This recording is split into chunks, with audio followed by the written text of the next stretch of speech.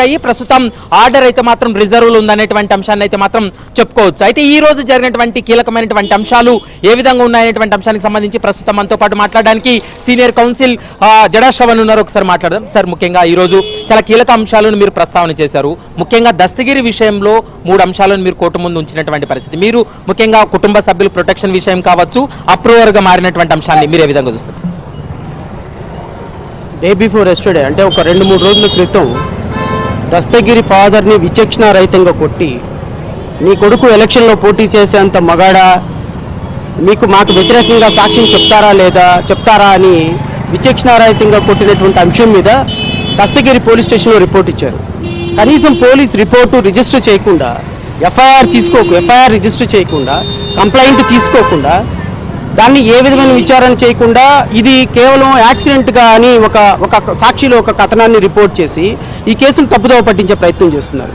నిన్న బెయిల్ వచ్చిందని ఒక నిందితుడికి 200 మంది సైలెన్సర్లు తీసివేసి బాణాసంచ కాలుస్తూ దస్తగిరి ఇంటి చుట్టూరు కూడా నానా యాగి చేస్తే ఏమంటామండి దీన్ని? అంటే మీరు ఒకసారి ఒక విట్నెస్ని థ్రెటన్ చేస్తూ దస్తగిరి తండ్రిని చంపాలని ప్రయత్నం చేసి దస్తగిరి భార్య మీద థ్రెటన్స్ కాల్స్ ఇస్తూ వాళ్ళ ఇంటి చుట్టూ రౌడీ మోకలు సైలెన్సర్లు తీసేసి బళ్ళు వేసుకుని తిరిగి థ్రెటన్ చేస్తుంటే దీన్ని దేశం అంటామా, రాష్ట్రం అంటామా, రాజ్యాంగం అంటామా? పిటిషన్ ఫైల్ చేయొద్దా? మీరు జైల్లోకి వచ్చి జైల్లో ఉన్నటువంటి వ్యక్తులను కూడా బెదిరించే స్థాయికి చైతన్య రెడ్డి వస్తే జైలర్లు కూడా వీళ్ళకి సహకరిస్తుంటే ప్రొటెక్షన్ పిటిషన్ అయ్యాక ఏం చేస్తాము? సో ఈరోజు అయితే దస్తగిరి కుటుంబ సభ్యులకి, దస్తగిరి భార్యకి, దస్తగిరి తల్లిదండ్రులకి, దస్తగిరి కుటుంబ సభ్యులందరికీ కూడా ప్రొటెక్షన్ ఇవ్వాల్సిందిగా సిబిఐ కోర్టులో పిటిషన్ వేశాం. ఆ పిటిషన్ మీద చాలా తీవ్రమైన అభ్యంతరం వ్యక్తం చేశారు. దస్తగిరికి వేసినటువంటి పిటిషన్లో యూట్యూబ్ లింక్స్ ఫార్వర్డ్ చేశారు, మీడియా ట్రయల్ చేస్తున్నారు, మీడియాలో కూర్చొని మాట్లాడుతున్నారు. అంటే మరి ఎఫ్ఐఆర్ కట్టకుండా సాక్షిలో కథనం ఎలా వాళ్ళ ప్రసారం చేశారు? దస్తగిరి ఇచ్చిన రిపోర్టు మీద విచారణ చేయకుండా మీరు అది యాక్సిడెంట్ అని ఎవరు కన్ఫర్మ్ చేశారు? ఎస్పీ కన్ఫర్మ్ చేశారా? ఎస్ఐ కన్ఫర్మ్ చేశారా? ఎఫ్ఐఆర్ ఎక్కడుంది? నేను నా తండ్రికి జరిగింది, నా తండ్రిని కొట్టడానికి చంపడానికి ప్రయత్నం చేశారు అని దస్తగిరి కంప్లైంట్ ఇస్తే దాని మీద ఎఫ్ఐఆర్ కట్టండి. ఎఫ్ఐఆర్ కట్టి నిజాయితీగా విచారణ చేయండి. విచారణ చేసిన తర్వాత ఇది యాక్సిడెంట్ అని చెప్పండి. మీరు ఎఫ్ఐఆర్ కట్టారా? విచారణ చేశారా? ఏ ఆధారాలతోటి సాక్షిలో కథనాన్ని ప్రచురించారు మీరు యాక్సిడెంట్ అని? అంటే మీరు చేస్తేనేమో సంసారమా, మిగతా వాళ్ళు చేస్తేనేమో ఇంకొకట? అంటే what kind of a statement the people are giving before a court of law? I don't understand real. అంటే దస్తగిరికి ఎవరి నుండి థ్రెటన్ ఉంది సార్? ముఖ్యంగా జగన్మోహన్ రెడ్డి కావచ్చు, దేవిరెడ్డి శివశంకర్ రెడ్డి, భారతి ఇలాంటి పేర్లన్నీ వస్తున్నాయి. మీరు ఆ పిటిషన్లో ఎవరిని పార్టీ చేస్తారు? ఈ దస్తగిరి ఎవరి నుంచి అయితే థ్రెటన్ ఉందని నాకు చెప్పాడో యాజ్ అన్ అడ్వకేట్గా నేను ఆ పిటిషన్లో అదే రాశాను.